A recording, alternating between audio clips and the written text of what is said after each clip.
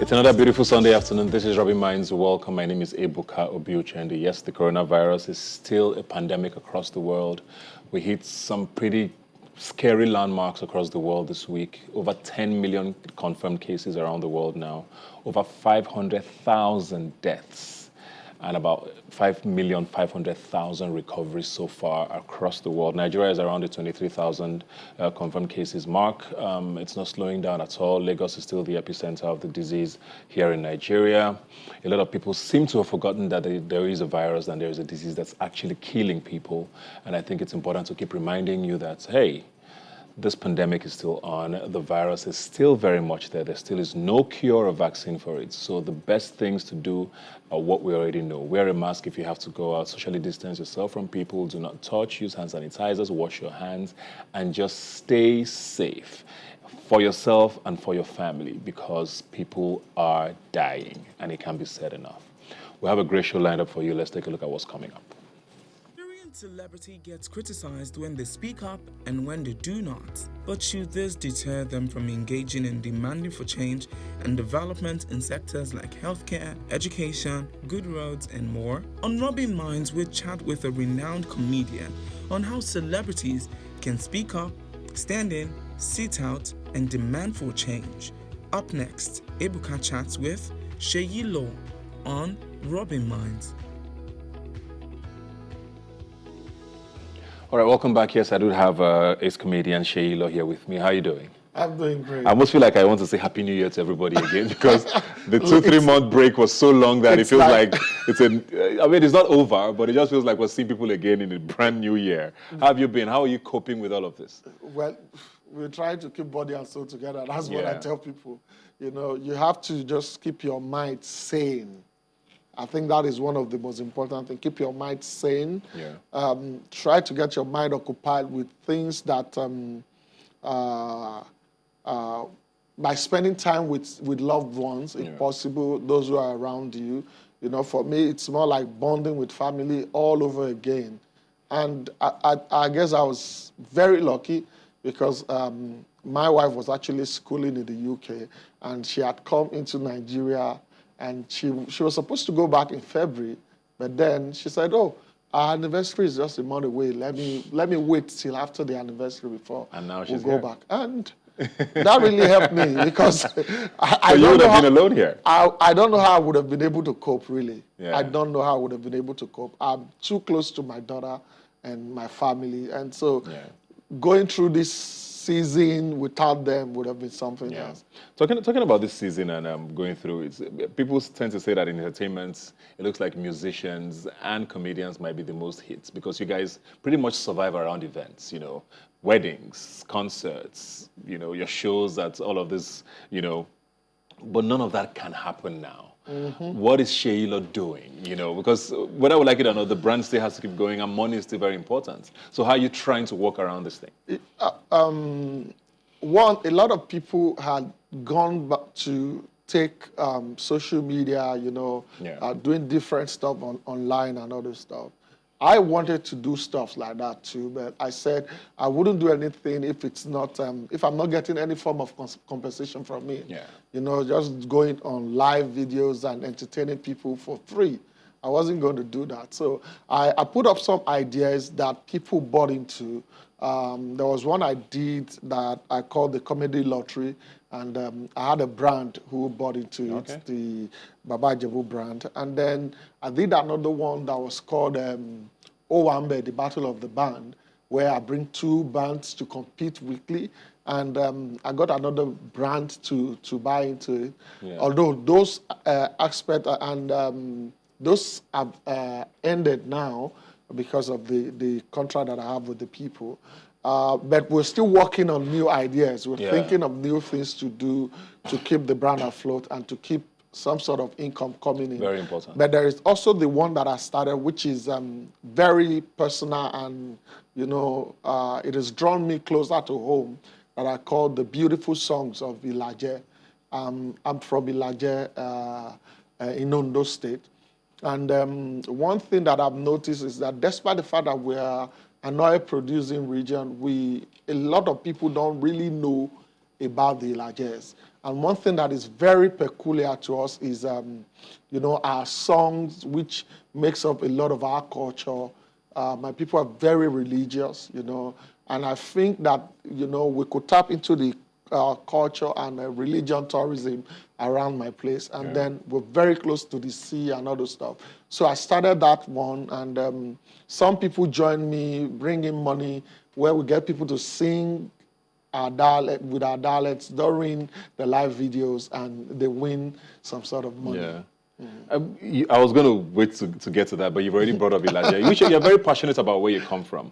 You talk a lot about Ilaje, and you were in the news recently for pretty much calling out the government, something that we don't get to see very often. I mean, something is what we talked about when introducing the segment. Celebrities get sort of called out sometimes for not speaking up about government or not speaking up enough about government. But you put out this video, I mean, something hits you very closely. I think you lost your auntie, and you literally called out the governor saying you wanted things to be done right. What was it that happened that made you do that? First, what happened to me wasn't actually the reason why I spoke up. I have been speaking for a long time. I've had cause to be at for example, the 2012 fuel subsidy removal rally. Yeah. I was there at Odota, and I'm one person that believes that in the noise of everybody who is speaking, you have to define yourself. You have to know what you're speaking for. And that is what I tried to do. At the Ojota rally, I remember I went on stage when other people were coming up, cursing at the celebrities who are not part of the rally and demanding that fuel subsidy should not be removed. I came up and I said, for me, we should make demand of the government. If you're removing the fuel subsidy, what are you going to do with the money that is going to be saved? How are you going to be accountable to us? How is it going to impact education and the health sector? Yeah. And when I said that, because of the notion that people had that, it seems to be against the fuel subsidy removal, they started booing me. But I spoke my mind. I spoke what I think is right. So that's what you carried over to this? And it's been happening like that. Yeah. And when it was even 2017, when Two-Face called for that rally and he later pulled out, I said I was going to go ahead with the rally. Because I had my conviction, I had things that I think that we should be able to speak to the government about. We were demanding that the issue of electricity should be resolved. We were demanding that there should be reduction in the cost of governance in Nigeria. These people make so much money. How do you, when you calculate the salaries of federal government workers compared to the legislative and all those stuff, you discover that these people are taking about 70% of the salaries when the millions of people who work for the government are only taking about 30%. We needed to talk about it, that there should be a reduction in the cost of governance. And I called out for that. And then we talked about the health sector when our president was going outside Nigeria for medical treatment. How do you have over $1 billion naira voted for the Aso Rock Clinic, and then the facility is not good enough to treat our president? Medical tourism should stop for people who are occupying political offices and the public sector. We should make a move to see that those things happen. And, we also spoke about education. These are the things that, whether we like it or not, there is a lot of reorientation that needs to happen and a lot of changes that need to happen in our educational system. These were the things that I spoke about during the 2017 rally. And even after that, there was the issue of the kidnapping and organ harvesting that was happening in Libya. I also went for that rally. I remember that we had Iyabo Ojo also at that rally. And Tiana. You kind of took a break. I don't want to say a break, but you hadn't spoken up or been seen to speak up in this way until, that is because happened. People are really not following. Yeah. And when people don't really follow your advocacy or what you're talking about, they think it's a one-off. Even during the lockdown, when I started the program, The Beautiful Songs of Elijah on Instagram, some other people came together, they brought money and they said, Sheila, we want you to help us reach out to the people of Elijah. We are indigenous, but we are outside Nigeria. We want you to, and I led a team, bought food items, money, and we took kids to the village. And That was an eye-opener for me. A lot of the time we get to the headquarters of our local government, and that is where the journey stopped. And I decided to take a long drive to about 8 other communities, and I saw the spite of the road. It was appalling. That is the honest truth. I'm not speaking for any political party. I'm speaking as a human being who saw the state of that road, and he was concerned. And when I got back, somebody had posted a mock video that some youth did called the IAF, the Elijah Advancement Forum. I don't have any relationship with them. And it was the same road that we took about a week earlier. And somebody came online and started saying that it was not true, that road was not like that. So somebody tagged me to say, we were on this road just last week. And I came and I said, probably this guy needs a rope. If you're mad, we are not all mad. I saw this road myself. And this guy started cussing me out and all this stuff. I got angry. It vexed my spirit. You cannot take everybody for a ride. We are not all fools. I saw this road last Tuesday. Stop. Even if you want to defend the government, do it with sense. Don't call a whole people stupid because of the little money you're making. You know, and that got me concerned. And that I said, no, if I don't speak up, these lies will they will make the lies truth. Yeah. And people must know the truth. And I spoke up about the road, and and eventually that led me to going back to the village because I got angry. I said, let me even bring to light more things that are wrong in the village. These people have not had light for over 13 years. Did you hear from the government at any point after you did that? After I'd done the other video about another road, then the governor, came to my page and he said, noted, Sheila. Yeah. And for me, that is very important. At least the message had been passed. That means the governor has seen the message. And somebody else called me from the government and he said, see, the issue of light is on the priority list, which is controlled by the federal government. But then somebody has been awarded that contract and certain things were delaying the completion of that project. Yeah. That it was being owned, I think, by NDDC or so. And they haven't paid. And this person was saying if he gets his money in another 3 months or thereabout, that light will be restored in the place. For 13 years, if I don't speak up, I'm not being fair. When I go to my village, I go to the headquarters to see my dad. Yeah. They are always happy in the house because they know they're going to sleep all through the night with the generator on. It is not something that I should be happy about. My dad is well over 90. So you can see why people believe celebrities need to speak up sometimes, and I mean you have the power of currency. You have spoken up. The governor took notes. Things might be done about a lot of these things you've spoken up about. So do you think it's fair when Nigerians or your fans say celebrities have to always speak up on issues? Do you think it's a fair way to sort of judge? I think one of the first things that we must know is that it is not the job of the celebrities to be the one to speak up. Yeah. Sometimes the celebrities cannot be everywhere. Things are happening to you that the celebrities don't know about. If you refuse to speak up, then nobody can back you up. I can only speak based on what I know. As a celebrity, I don't want to say things that I will regret tomorrow or somebody will sue me for. Things you're not sure of. And then sometimes we have to be very careful as celebrities when we speak up. Sometimes our lives are more endangered than the lives of the people out there. These are some of the things that people don't know. I remember in 2018, I had called a painter to come and work in my house and an AC repairer to come and work in my house. And I'd given them money to go and get the necessary things that they need to work. They left my house, and then the next thing, I was waiting for this guy. I wasn't getting anything from them. I was trying to reach them. They weren't picking. And then somehow one of them managed to call me. And he said they were in the back of a van, that they had stripped them naked to their boxers, tied their hand behind their back, and somebody just managed to help him make a call to my number. Ebuka, I left my house, I drove to the scene, and I saw this SARS operative who got these guys arrested, smoking Indian hemp, drinking, and yet what did these guys do?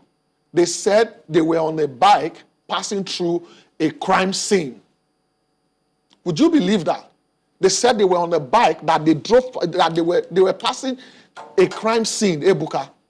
I got there. Arrested. That they said that was why they arrested them. I got there, I was trying to speak for these guys. That these guys just left my house. These are artisans, they just left my house. This guy wouldn't listen to me. One of them even threatened to shoot me. And eventually, when they took these guys to their office somewhere, the federal SARS somewhere in Adeniji, I couldn't speak about it then because when we were going through this issue, it was about 1 a.m. when they left that place, and I followed them. Up until 8 p.m., I was still trying to get these guys out. I remember I made call to Ali Ugiwa. I made call to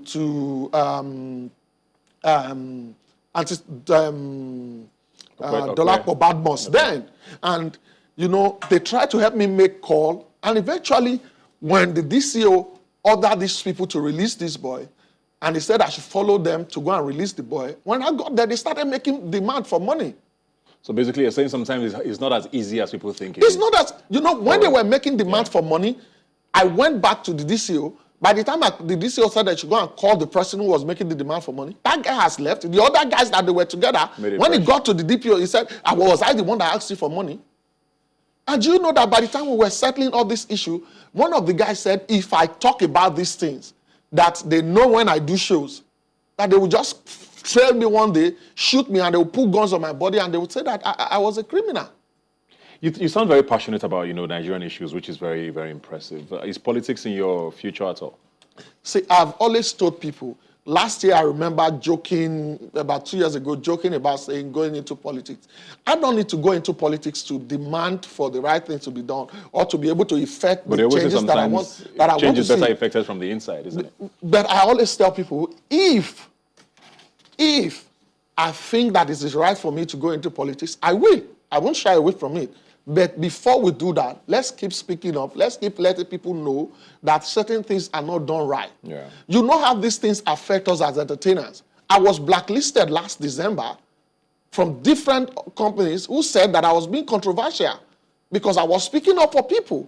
That they said things that I wrote on the internet was attacking the politicians and all those stuff. But people don't know how that affects my income. They don't know that. They don't see that aspect. But every time they see you, they say, "Oh, you are not doing enough. You are not." Excuse, do you? I have a family too. I have people that I'm responsible for. You guys don't see all this aspect, but yet we keep speaking. And the same people who tell you that you don't speak are the same people who are probably in a meeting somewhere where they call your name for something and they come out to say that you are being controversial. And yet the same people are not the one who are going to defend you. Are you worried? As much as it worries me, that doesn't mean that I will stop talking.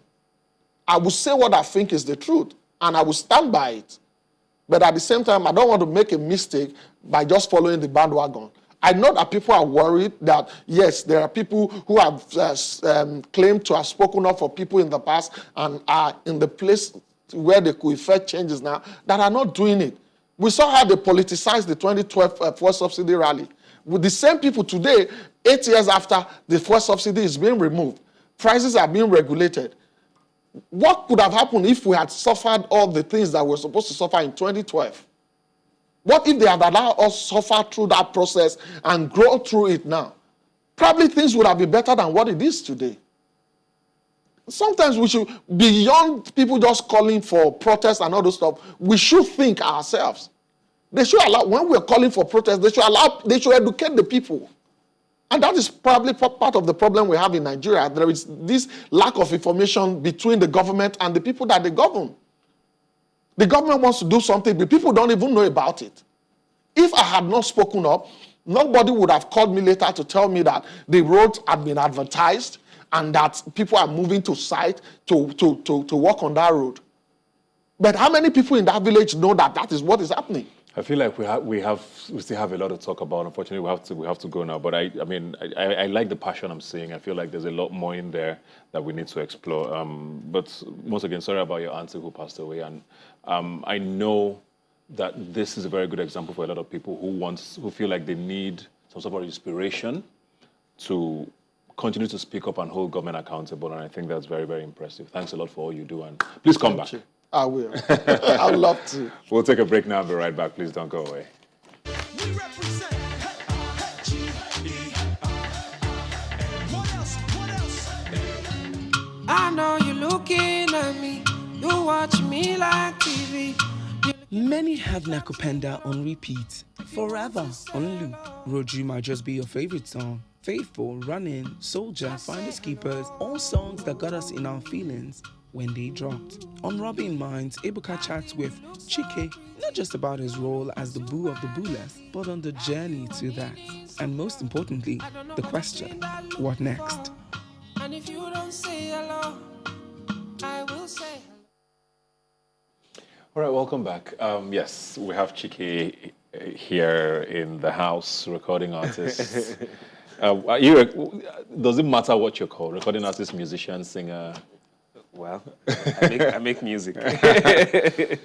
Congratulations, first of all. Thank you. Before the show started, my producer was like, "Hey, Buka, are you a member of Chike's PR?" Because he seems to see that I post, a lot of stuff about you. But it's not just me. I mean, your album "Boo of the Bullets" came out February, I believe. February 14th. Yeah.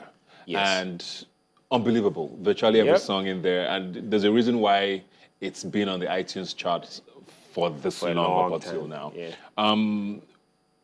It took you how long to write that album? I would have to go back to when the first song or the oldest song on the album was written. So I would say about 3 years. Okay. Yeah, starting from when the oldest song on the album was recorded till when the final song was recorded and released, about 3 years. Why did it take you that long to do this? To be honest, because I was doing it myself. That's the real thing. So I needed to plan. I needed to make sure everything was in place. I needed to be able to pay for my music. I needed to also learn, know how to distribute my music. So it takes a while. You just don't learn all that. Why were you doing this alone? Okay. I mean, most people who follow my journey know I came off a reality show. And after that, I got automatically signed to a label a label who was an affiliate of the show or something like that. And I mean, that didn't go so well. So it took a while to get out. So I guess I just wanted to be in charge of my future. So you were signed on for 2 years? Almost 2 years, a year plus. And in that time, nothing happened? Barely. I mean, I just felt like their dreams were different from mine. Okay, but conversations were had? Conversations were had, I tried to get them to do the right thing, but I mean, like I said, I felt like they had other priorities that didn't have anything to do with me. Oh, interesting. Yeah. So there was nothing done for you at all? Contract ends. They did something. Okay. I mean, but if I'm making more progress in the past 6 months than I made in almost 2 years with you, then something's wrong. Yeah. She gets. Yeah. So the contract ends and then you start writing your own Yes, stuff. I just started making my own music. figure out. We shook hands and just decided we needed to go. I asked that because, I mean, you were talented. People saw you on the show. Did you try to get signed to other labels, maybe locally here? How did that happen? Locally here, I had other deals. I know I had a deal from Triple MG at the time, so we're discussing. Ubi, actually, he was very supportive of my craft. He always told people about my music, to be honest. And, for reasons that I wouldn't even, I guess I was more driven to do it myself. In as much as I wanted to sign to a label, I guess, to take away some of the workload. But deep down, I think I still wanted to do it myself. Yeah. So, but there were different offers. Even a month before my album came out, there were offers, but a lot were asking for more than I could give. Yeah. Yeah. I feel like I want to explore that, but I'm going to let that hang there. So you've been writing for 3 years. Yes. Album drops in February. A lot of people say it's probably the most sincere album most people have heard in this country in a long time. It was a little too personal, even if I say that. Yeah. I mean, all of it, I want to believe, correct me if I'm wrong, are from a personal experience or personal experiences. No, you're corrected. Okay. I mean, a lot. For me, I try to tell stories. I would say it's connected to people in a personal way because I guess they also felt me in the music. So yes, a lot still had to do with me, but I still put a little, stories here and there. So the person or the people that have been referenced don't know they're the ones. Oh, okay. So how much of it, on a scale of, how many songs on the album? 14. How many of them are personal experiences? Because it seems like you were telling a story like Personal, you said. like personal. You could tell that it was a toasting, heartbreak, you fell Yeah. back in love, then you went to Yeah. Jesus at the end. I would say personal. I would go 60-40. 60 personal, 40 friction. Okay. Yes. I would And say none of them 60-40. know they have been sung about, really? I mean, I don't admit, even when they call me, I'm like, why are you that important? Can you just... Because I want to ask about this heartbreak song. 'Cause, Oh, okay. the song, this is hard for me to say, I'm going to say it anyway, I fallen out of love with you. yeah. I mean, the line, did that happen? No, I was going through a tough time Yes. then, and that didn't happen like that. But that was what I got from the situation at the time. I was so angry, but I just figured it wasn't really about me. I just figured this person was just not on the same page with me anymore. And that made it easy for me to, because it's easy to just get angry at the person or feel like they're at fault. No, sometimes they're just not there with you. And why did you go there? Because I think you've been asked this question a few times. You don't find a lot of male singers who are that vulnerable and admit that a girl, dumped them. Can do that. Pretty much is what it came across as. The girl left you. Yeah. It's usually the guy being macho and saying, how did you get there and why did you feel the need to put that up? I guess getting there, I don't know. I don't know what was responsible for that. Yeah. I just made music from my heart at the time. That was what it was about. And, I was lucky enough to work with producers who were not trying to steer me another route. So it just made it easy and I didn't plan it that way, but looking at how it's played out now, I'm happy that it was that vulnerable. Yeah. Yes. How many of these babes are now in your DMs? Because you are now this a lot guy. See, me, a is lot this? are still even messaging me from those old. Some of their friends call them like, I know who this song is. I'm like, it's you that know. I don't know what you're talking about now. Yes. So you've clocked over 10 million streams, I believe. Yeah, I think it should be about 18 to 20 million now. Wow. It's more than 10. Did you expect It was 10 million 2 months ago. Did you expect that?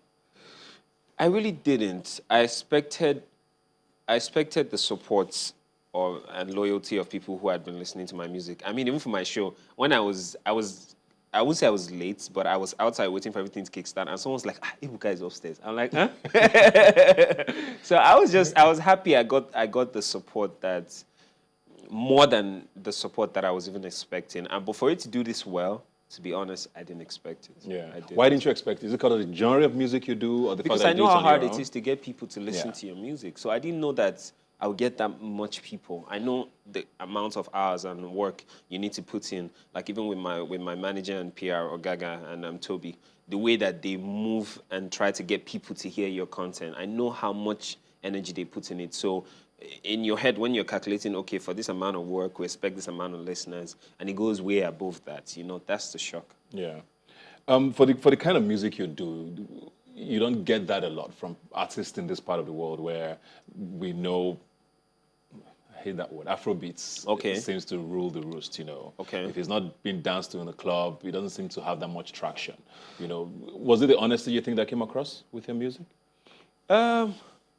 For me, I make music based on how I'm feeling or how I believe you could be feeling.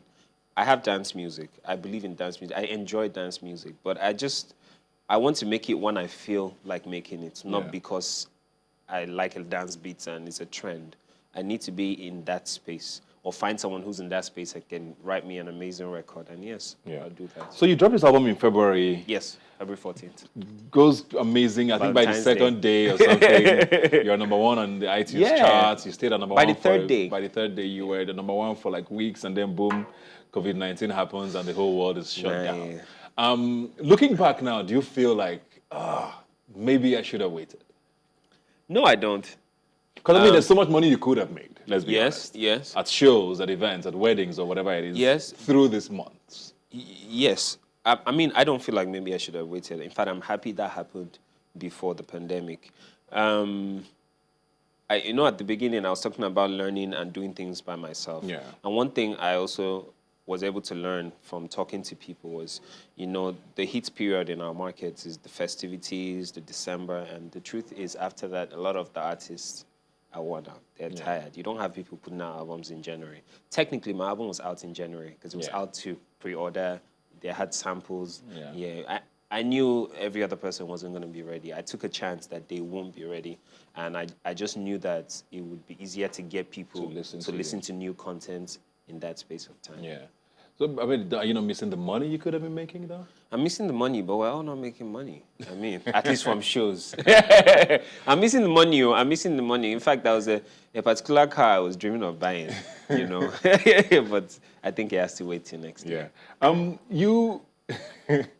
So you dropped the album, it organically grew. Yes, it did. But there seems to be a belief, you know, that the industry is sort of segmented, right? Okay. Do you get support from, for want of a better word now, mainstream artists who say, man, nice work, I'd like to, you know, be on a track with you, or who even, something as little as posting your music up? Okay. Because there's a belief that you and the Johnny Drills and these guys are in some corner, and then the pop guys support themselves there and never really reach across. Is that true? I'll answer them one. The first one is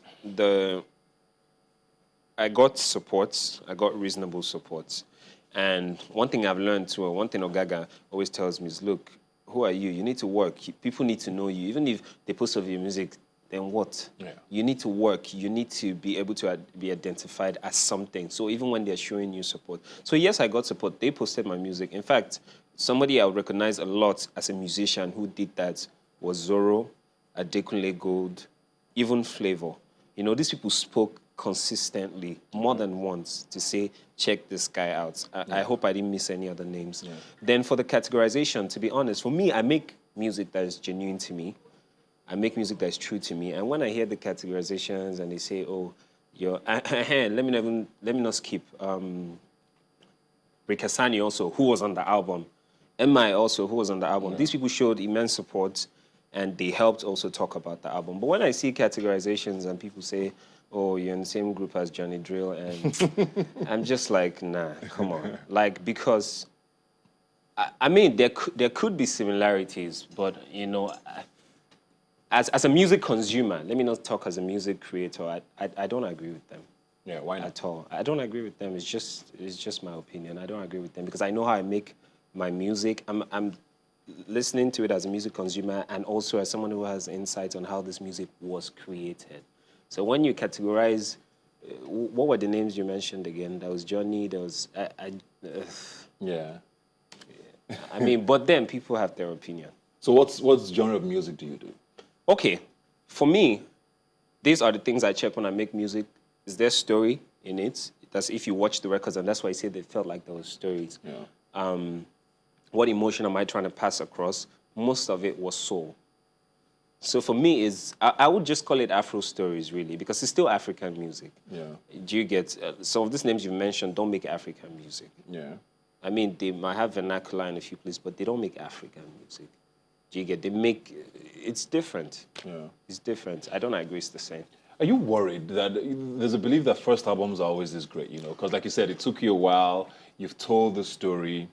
Now, whenever you're going to do a sophomore, there's now a pressure to meet up with that standard. And there's like, okay, yes, do you still have these honest stories, or do you not feel you need to go more commercial? Why? Because that's happened to so many artists in the past. Well, I wouldn't say I'm worried, but I'll say I hear that. Yeah. But I also have songs that didn't make the first album, which thank God there were stories too. Okay. Or they also fit what I'm trying to portray. So, I mean, if I had 4 of those songs added in the second album, it means I didn't change my sound. Yeah.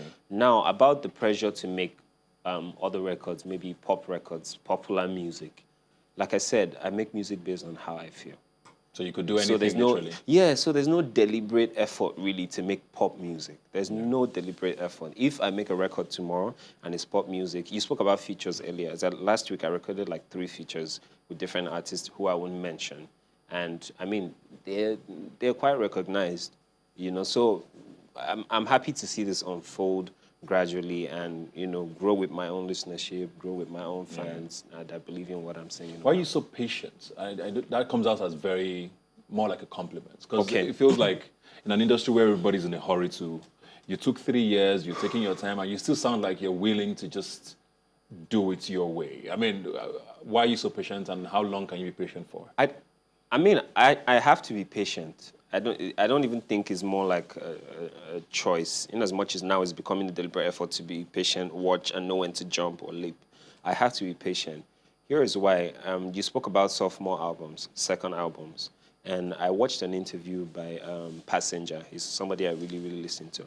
And he spoke about the pressure on the second albums and people, trying to compete to make sure it's better. And he's like, that's never going to happen. The more you try too deliberately to do that, you make the wrong music. Now, that requires patience to wait. He spoke about how Let Her Go became a #1 record in Australia after how many months of release.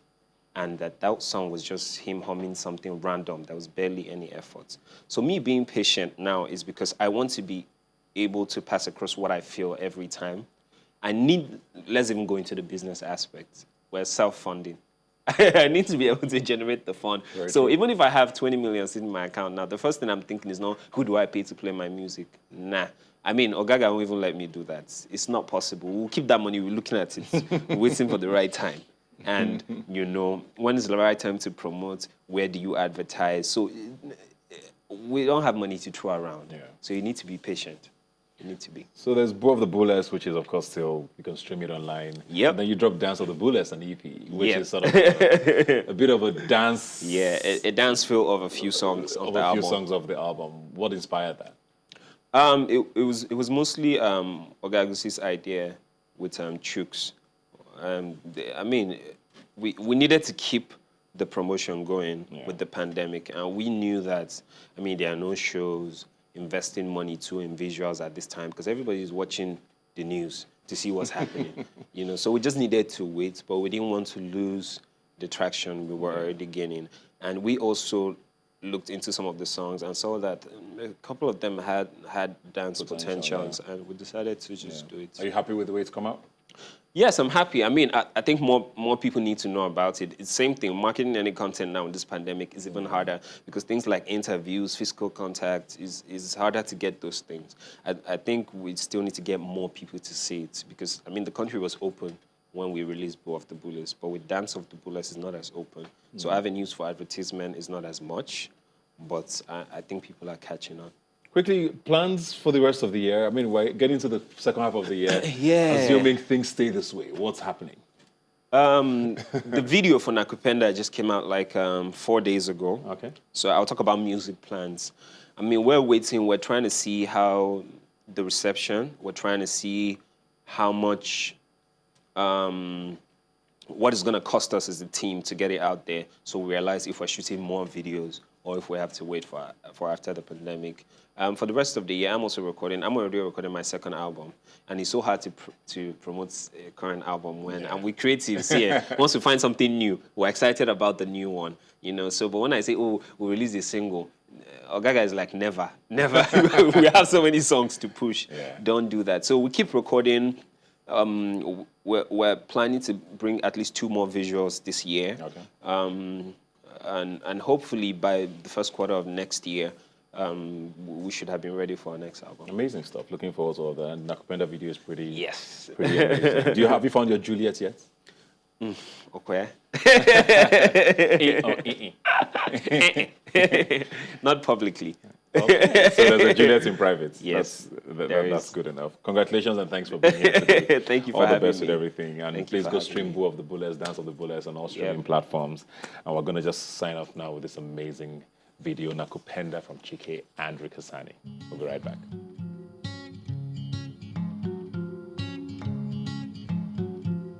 He has it all, but I have it more. I'll give you what you need if you open the door. I say hello. And just give me some reaction. Welcome back. We're going to be joined now by Linus Okorie, founder, Gotney International from Abuja Studios. I want to believe he's there. How are you doing, Linus? Good to see you. Very well.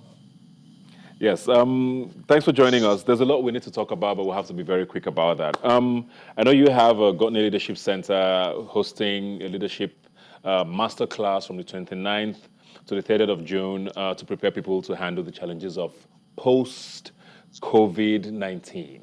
But there's people who say nobody has ever been in a COVID-19 era, so how are we supposed to prepare for a post-COVID-19 era? How do we know that you know how to prepare for it?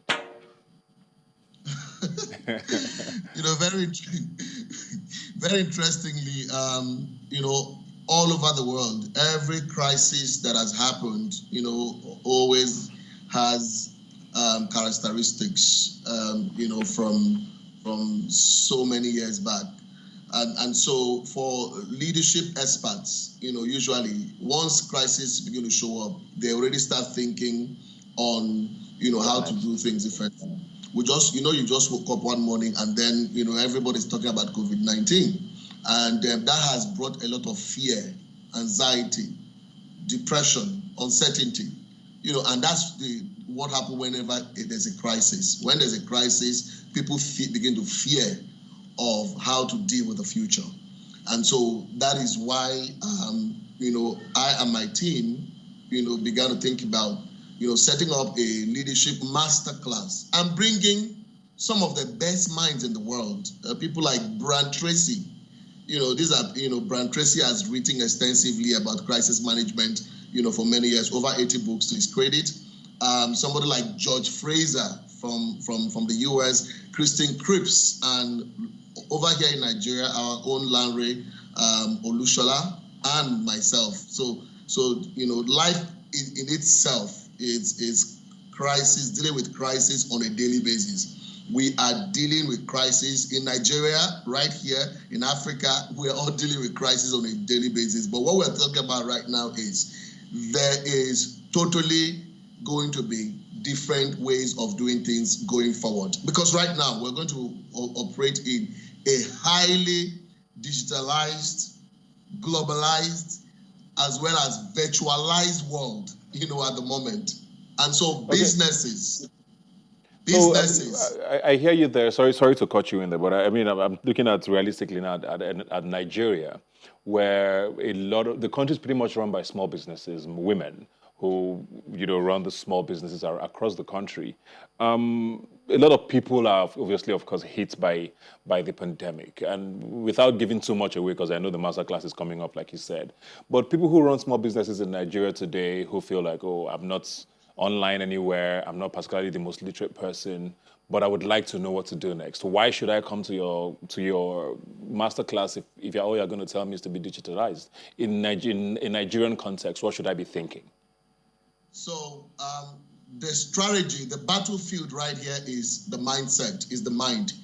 And so what we are going to be dealing with in this leadership masterclass will be, how can individuals begin to reevaluate, first thing first, the vision of their companies. If it is a public institution, they have to reevaluate the vision. Then they have to look at rethinking strategy. What is going to be different about our strategy? We have to sit down right now and replan and rework ourselves up.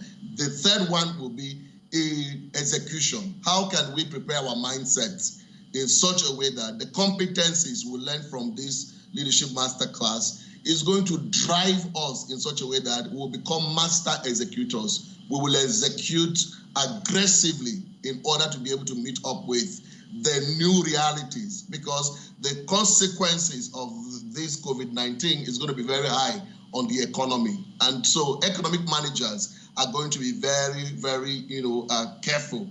Politicians as well are going to be very, very careful. So this conference or training is, first of all, Ebuka, offered by Guardians of the Nation International. That's the Godly Leadership Center. Remember, for many years we have been doing conferences, but now we have officially set up the most comprehensive leadership center here in Abuja, that instead of our people thinking about going overseas and spending so much money, now you have about 25 courses you can take in the center. And now you have, opportunity of, having access to global brands and global minds. We bring them wherever they are in the world and bring them closer to the people. So that's what, 28th and 29th and 30th, that's Monday and Tuesday evening, via Zoom, we're going to be having this number of leaders, sitting down and inspiring and teaching. And it's going to be a certificate leadership learning system that is going to reinvent all all of us, reinvent our mindset, reinvent our competencies, reinvent our capacities, and place us in a place where we will be able to pull through when the consequences of this crisis begin to emerge. Now, slightly away from what you're talking about, but still sticking with, post-COVID and businesses and, how to tackle life after all of this. It's even some of the most advanced countries in the world do agree that you can't really kickstart the country or the economy again without a stimulus or, something. We have so many packages from the United States, the UK, across the EU, countries trying to inject funds back into the system and sort of funding businesses again. Looking at Nigeria and what government has done so far, are you happy? Do you think we're doing enough? Yeah, I mean, we're grateful they are already doing something, but I think that, they should do more. They should do more, especially with aiding small businesses, both those in the entertainment industry and the technology industry, small women, business women, in the rural areas and all of that. It has to be something very, very strategic. The CBN has announced a lot of palliatives, and I've looked at the document, and it's a fantastic document. But one of the investment areas that I like to encourage will be, first of all, also reinvesting, while giving them these palliatives, reinvesting in their mindset and developing and building their confidence level at this time. Because when the leader is paranoid, who takes the lead? And several people right now are paranoid.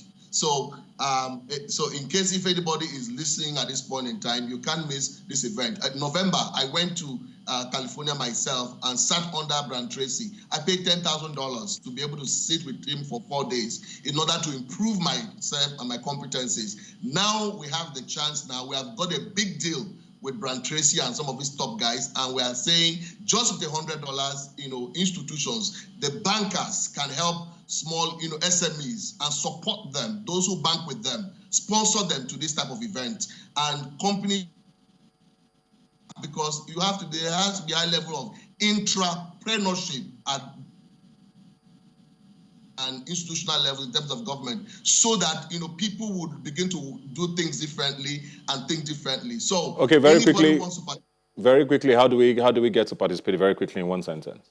So anybody wants to participate should quickly go to the Gotney website, www.gotni.africa, www.gotni.africa, and send us a text message to 08970.